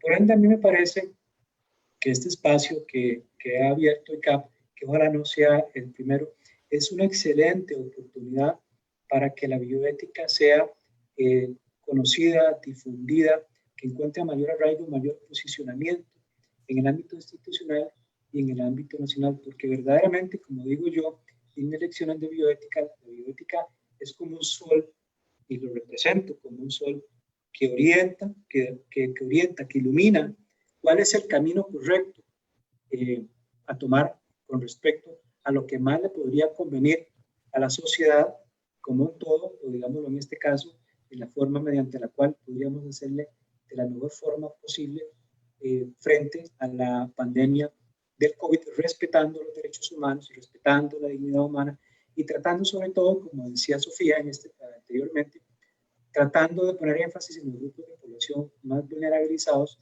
que son a la larga los que siempre llevan la peor parte en este tipo de situaciones. Por ende, digámoslo, el COVID se ha funcionado en el mundo entero como una placa de rayos X. Nos reveló lo que ya estaba ahí, pero que no veíamos. Las cuarterías, los migrantes y un montón de cuestiones. ¿Qué mejor respuesta que la bioética para poder encontrar la solución a estos problemas? Y termino diciendo lo siguiente, de verdad. Yo lamento que Costa Rica todavía no tenga una Comisión Nacional de Bioética como tiene Argentina, como tiene España, como tiene Colombia, como tiene México, que son instancias que orientan, que son, así como hay una consulta legal, hay una consulta bioética. Estoy seguro que la doctora Rodríguez le consultan en la Caja de Seguro Social y los comités de ética clínica y los comités de ética de investigación son órganos consultivos. Bueno, esa es la razón de ser de un Comité Nacional de Bioética, que se le consulte y se le plantee una situación de cómo podría ser la manera para resolverla. En España han resuelto desde aborto hasta ahora con COVID y elementos para atender situaciones de limitación de recursos y han orientado de forma extraordinaria al Ministerio de Sanidad en España de cuál es ese sol, como represento, cuál es el camino correcto para tomar esas decisiones. Mientras tanto, yo creo que el desafío es bastante importante y esos espacios como estos que ICAP ofrece y ojalá otras instituciones realizaran el mismo ejercicio son excelentes oportunidades para hablar de vida. Doctora Rodríguez, tal vez para cerrar, aprovechando su conocimiento y también la posición, ¿verdad? Porque usted lo decía ahora, finalmente el área de bioética es una instancia organizacional que finalmente asesora, ¿verdad? Digamos, el proceso de toma de decisiones, ¿verdad? A ver, situemos toda la normativa que ha sido construida por ustedes en función de esto que hemos estado hablando. Digamos, la normativa finalmente es valorada, digamos, en el proceso de toma de decisiones. Finalmente, si yo abro el CIACO y cierro el SENARE, finalmente hay una base ética o bioética, digamos, que finalmente es tomada en consideración a la hora de tomar la decisión. ¿Cómo apoya, digamos, ese proceso, digamos, toda la normativa que ha sido construida por ustedes? Y tal vez también para cerrar, hay dos preguntas de gente que tenemos como participantes. Uno es al migrante, cómo se ve al migrante, digamos, en ese proceso de decisión, ¿verdad? Si es, no hay, digamos, ninguna diferencia, ¿verdad? Primero, es una pregunta, yo creo tenerlo claro yo, pero es una pregunta. Y lo segundo, cómo se da el proceso de participación social en términos de esa priorización, si debe ser COVID-19 la prioridad o debe ser digamos, la morbilidad prevalente, digamos, en el país, ¿verdad? ¿Cómo se hace para balancear eso y si la comunidad, si hay algún nivel de participación social a la hora de construir la normativa que finalmente regula esta práctica? Sí. El documento, lo que usted llama normativa, son lineamientos y son, reitero, recomendaciones que se le dan tanto a las autoridades como a los funcionarios en general para la toma de decisiones. Y entonces, como muy bien lo indicaba Sofía y además fortalecía el licenciado Valerio, lo que se establecen son una serie de principios que deberían de ser considerados a la hora de tomar esas decisiones.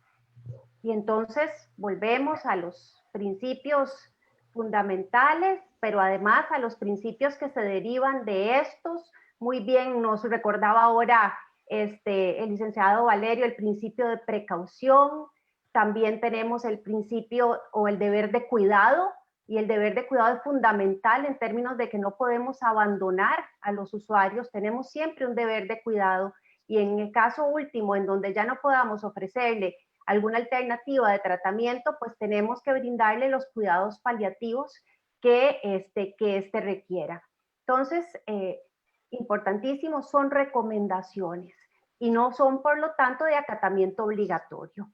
Pero sí aportan mucho a la discusión, y es que la bioética tiene ese gran aporte, y es generar esos espacios de reflexión, esos espacios de diálogo, esos espacios interdisciplinarios para poder resolver los problemas cada vez más complejos que enfrentamos actualmente.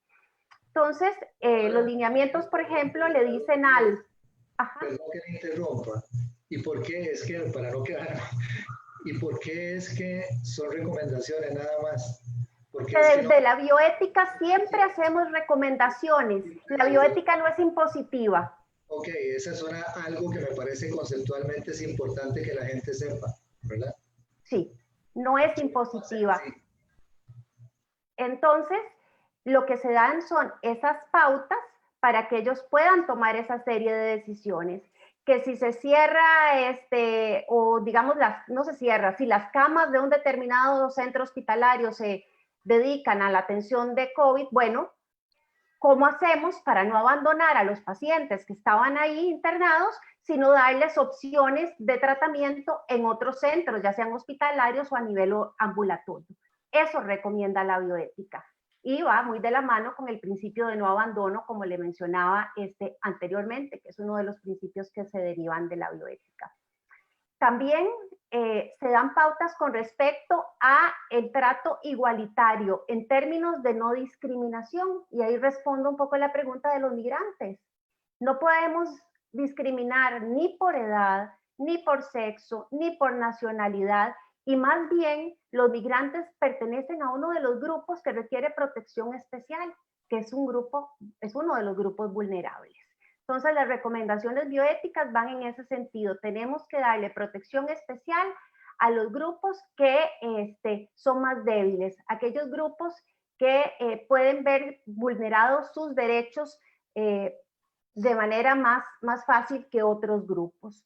Y la participación social, nosotros lo tenemos en la elaboración ya específica de los lineamientos, lo tenemos a través de los comités de bioética.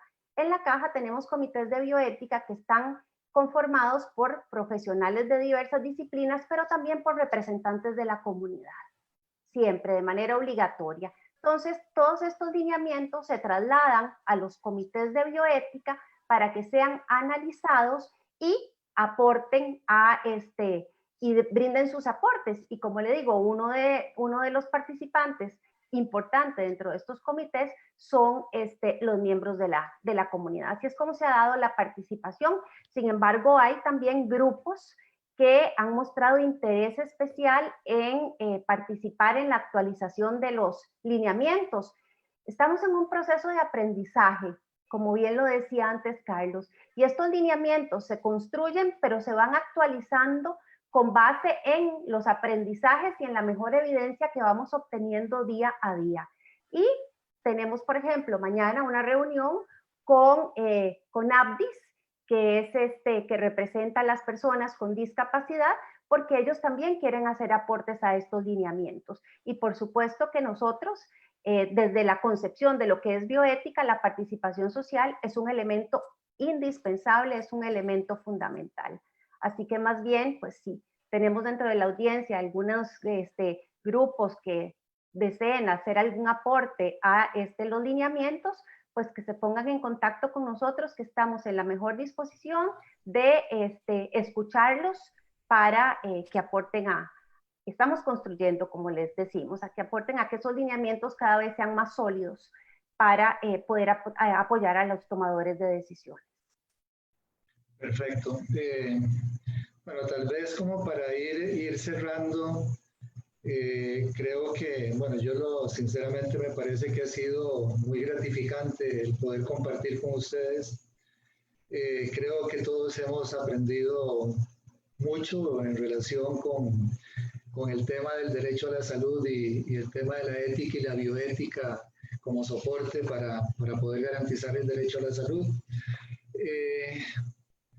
Y finalmente, tener claro que el reto de aplicar todo este conocimiento a la realidad de una pandemia hace diferencia con lo que es estarlo visualizando o tenerlo contextualizado en el marco de una realidad, digamos, de la normalidad que todos conocemos, ¿verdad? Creo que estas son factores que nos tienen que hacer un llamado de atención. Pero en ese mismo marco yo creo que es importante, a propósito de que finalmente los lineamientos, que finalmente es un poco normativa, ¿verdad? Pero los lineamientos que son recomendaciones son muy importantes de que sean considerados en el proceso de toma de decisiones en materia de salud pública, ¿verdad? Entendiendo que la salud pública, como dijimos al principio, es mucho más que la asistencia sanitaria, ¿verdad? Porque, tal vez para decirlo, para no quedarme con esto guardado, cuando uno se imagina la sala de situación, se imagina una sala de situación donde tenga biotecistas, por ejemplo, ¿verdad? O sea, gente que aporte, digamos, conocimiento como para poder tomar decisiones, ¿verdad? Digamos que tengan un sistema de valores que finalmente reconozca la dignidad de la persona, el derecho a la salud, etcétera, ¿verdad? Pero igual cientistas sociales, ¿verdad? Que permitan dimensionar correctamente que si tengo un distrito naranja, finalmente las implicaciones que eso tiene para la sociedad como un todo, dentro de la esfera de lo social, lo económico, en la vida misma, ¿verdad? Porque finalmente estamos defendiendo a la gente en mucho, ¿verdad? Y el mundo como que ha tomado también esa decisión, defender la COVID-19, ¿verdad? Pero finalmente se están afectando otras esferas que no sabemos hasta dónde va a tener, y no estoy diciendo que no haya que tomar estas decisiones, lo que estoy diciendo es que hay que considerarlas en un proceso de análisis para tomar las mejores decisiones, ¿verdad? Entonces, tal vez cerrar igual diciendo que es un tema muy complicado, ¿verdad? O sea, el abordaje de esta realidad pandémica es realmente muy complicado. Yo siempre digo que el virus llegó a China, salió de Wuhan en avión, ¿verdad? Y así se fue para el resto de la nación. Llegó a Europa por avión, a Italia y a España en primer lugar. Llegó a Nueva York y a Estados Unidos por avión. Quiere decir que era una enfermedad que que finalmente, o el virus no es que tenía una predilección por la gente que viajaba, no, simple y sencillamente sirvieron de medio de transporte, gente con capacidad de viajar, por negocios o por turismo, ¿verdad? Gente que tenía esa capacidad. Pero llega a una realidad en América Latina que finalmente es el sustrato más preciado para que un virus de estos prolifere por las características que tiene, ¿verdad? Y esto lo digo también porque yo creo que son situaciones que siempre tenemos que recordar, ¿verdad? América Latina tiene un 50% de informalidad, la gente tiene que estar en la calle, ¿verdad? Costa Rica tiene un 46% antes de la pandemia, ¿verdad? Ahora tiene más gente que tiene que estar en la calle porque si no muere de COVID puede ser que muera de hambre, ¿verdad? Para ponerlo trágico tal vez, ¿verdad? Pero y finalmente hay una realidad donde uno, de repente nos desnudamos, hay 400 cuarterías en San José, solo en San José, ¿verdad? Y de repente como que lo descubrimos, que habían 400 cuarterías, ¿verdad? O sea, lo que quiero decir es que hay una realidad social y económica en nuestros países, y Costa Rica no es la excepción, donde el virus tiene el sustrato perfecto para proliferar, ¿verdad? Entonces esto nunca puede ser visto desde una perspectiva exclusivamente sanitaria, ¿verdad? A ver, de decir, y lo digo con todo el respeto, que sea un tema de proyecciones únicamente matemáticas, ¿verdad? Porque primero fallan mucho porque están insertas en esta dinámica social, ¿verdad? Entonces esa es la razón de la... Entonces creo que tiene que ser mucho más comprensivo el análisis, y creo que la bioética, con lo que he aprendido hoy, con lo poquito que sabía, ¿verdad? Finalmente aporta de una manera muy importante al proceso de toma de decisiones en esta materia, ¿verdad? Creo yo, ¿verdad? Digamos. Entonces, de verdad, mira, agradecerles mucho su presencia, que haya sacado este rato. Nos excedimos en el tiempo, pero quiero decir que fue realmente muy productivo la conversación que hemos tenido. Y como dice Carlos, yo creo que tenemos que darnos el espacio tal vez en otro momento, ¿verdad? Como para tratar de compartir, ¿verdad? La institución, ¿verdad? El ICAP como institución tiene una gran responsabilidad de formación de la gente, ¿verdad? Y si tenemos un ámbito que trasciende lo nacional, pues si algo podemos enseñar de nuestra experiencia, ¿verdad? No solamente en el manejo de la pandemia, ¿verdad? En materia de seguridad social, ustedes saben de que la realidad latinoamericana es muy diferente a la que nosotros tenemos en materia de seguridad social, al margen de las dificultades que tengamos. Entonces creo que esto podría ser, podríamos retomarlo digamos, sobre parámetros tal vez diferentes, pero podríamos retomarlos en una próxima conversación. Agradecerles en nombre de la dirección del instituto, del mío propio, y sé que el aprendizaje, el mío ha sido realmente muy importante, ¿verdad? Y yo sé que el aprendizaje de toda la gente que ha estado compartiendo con nosotros ha sido realmente muy importante. Entonces, agradecerles, de verdad. A la orden, con mucho gusto. Muchas gracias. Muchas gracias. Encantado la vida. Bueno, nos despedimos aquí. Buenas noches. Hasta luego. Buenas noches. Abrazos, cuídense.